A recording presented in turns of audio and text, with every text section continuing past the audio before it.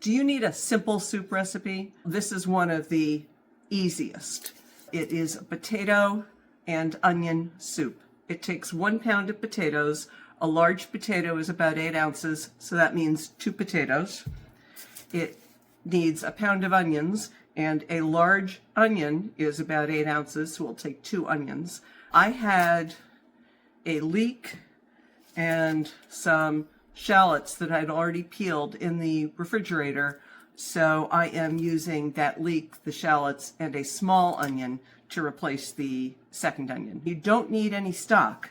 You just use 2 quarts of water and a tablespoon of salt. That's it. At the end, I do like to finish it off with a few tablespoons of heavy cream, but if you don't have that, it's fine. We chop the vegetables, we put them in a pot with water, we bring it to a boil, reduce it to low, simmer it for 40 to 50 minutes, and then we will either use an immersion blender or put it in a food processor to smooth it out. And that's it for the soup. So let's get started. Now the first thing I'm doing is peeling and chopping the potatoes. The potatoes don't need to be really tiny because remember we're going to blend them at the end. So they're a little bit bigger than the size I would use for mashed potatoes.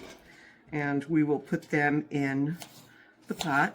The potato peels I set aside. Those are a great ingredient for soup stock. As you know, I make my own stock, so I save those peels. Here's some more potato chunks. You'll see the peels go in my stock bag. The next thing I'm going to do is the onions, and again, you don't need to chop them really fine. We can just do it in chunks. This is a recipe I modified from Julia Child. She actually uses leeks, and then at the end, she says you can blend it with a fork, but that will take care of blending the potatoes, but it doesn't really blend down the leeks. So if you want chunks in your soup, you can use Julia's method and use a fork or a potato masher to blend them. But I prefer a smoother soup. The onion is basically going to just go in about 8ths. And I put that in the pot as well. Shallots are easy. You can basically just cut them in half because they're so little to start. I do have one that hadn't been peeled yet. The other shallots were left over from a meal the other night, so that's why I wanted to use them up with this today. And that one leek I had was from my CSA winter share. So here's the leek. Leeks are an interesting vegetable because they're actually grown under dirt. As they grow, the farmer mounds the dirt over them, and that keeps them white on the bottom. So because of that, because they're grown in dirt, when you look at them, I'm assuming this one will be the case, there is sometimes sand and dirt in between the layers. This one looks pretty good, but I'm going to wash it anyway. You just slice the leek in half the way I did here, and then we're going to go wash it. So I've washed the leeks. You can see they're still dripping wet. Don't need to really dry these vegetables because they're just going in water. So I am going to chop them and add them to the pot. So here is my soup pot. Here is my 2 quarts of water. We are going to put in here. I'm going to turn the heat on. And then I am putting in a tablespoon of salt. That may seem like a lot, but it's really the only seasoning in this soup. There are no herbs, no fancy seasonings. It is just potatoes, onions, and salt. So I'm going to stir it, bring it to a boil. After I bring it to a boil, I am going to cover it and simmer it for 40 or 50 minutes until the potatoes are really soft. Then I'm going to puree it. and we will have soup. This will go in the refrigerator until tonight, and then I will pull it out and I will add a little bit of heavy cream to make it creamy. If you're watching your fat, you don't have to do that. It's just fine the way it is.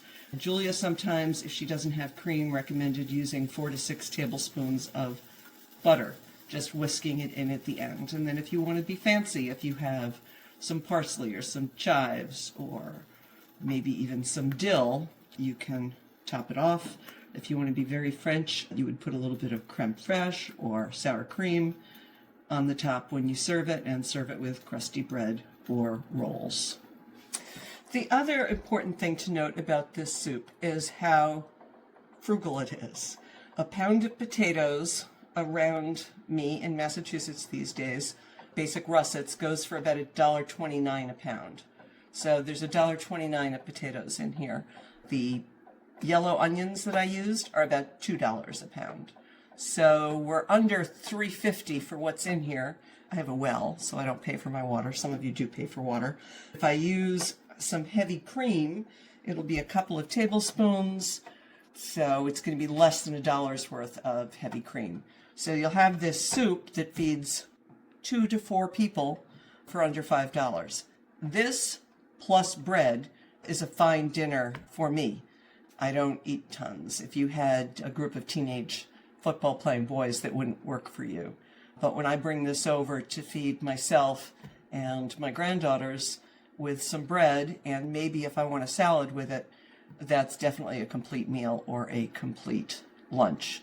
You can definitely add to it if you have a big bulky salad on the side, but this soup itself, less than $5, which I think is a pretty frugal soup. This potato and onion soup also freezes really well. I will generally make a larger batch. Today I only had that one leek I wanted to get rid of, which was the purpose behind doing this soup. You can freeze it in quart size or half-gallon size freezer bags, and it lasts for 6 months to a year. I would not put the cream or the butter in before freezing. Take it out, whisk it, heat it up, and then add your finishing touches to it. But if you get a great deal on potatoes or onions, or if you belong to a CSA the way I do and you have a lot of potatoes and onions and you want to use them before they start to sprout, this is a great way to do it. And you can freeze it and serve it in small portions. The soup has started to boil, which is awesome. We're going to give it a quick stir, and we are going to turn the heat down so that it'll wind up being at a simmer on my electric stove that is a 2.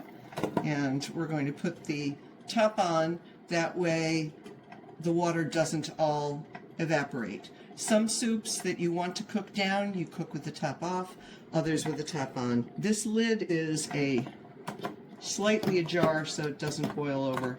We'll be back in 40 minutes to puree it. 40 minutes after cooking, the potatoes are so soft they're falling off my fork. You can see the potatoes.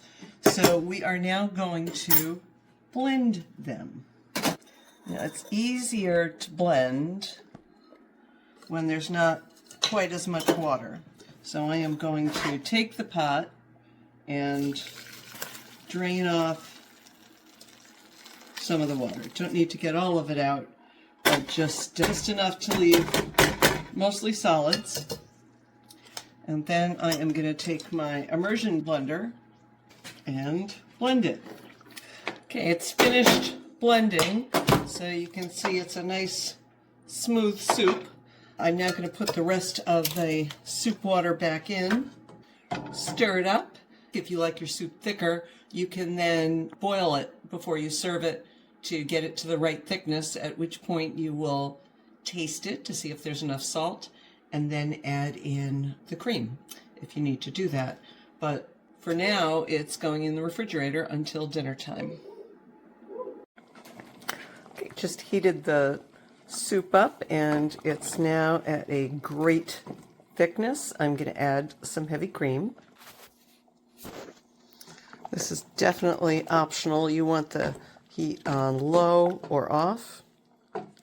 And Stir it in, and the soup is ready to be served. The final step before serving is to take a little bit and taste it to see if you need any more salt. Nope, this is perfect from my perspective. And finally, to serve, I just put a dollop of sour cream and a few scallions on the top. Including the scallions, that means in this particular soup, I used four members of the allium family: onion, leek, shallots, and scallions. Enjoy.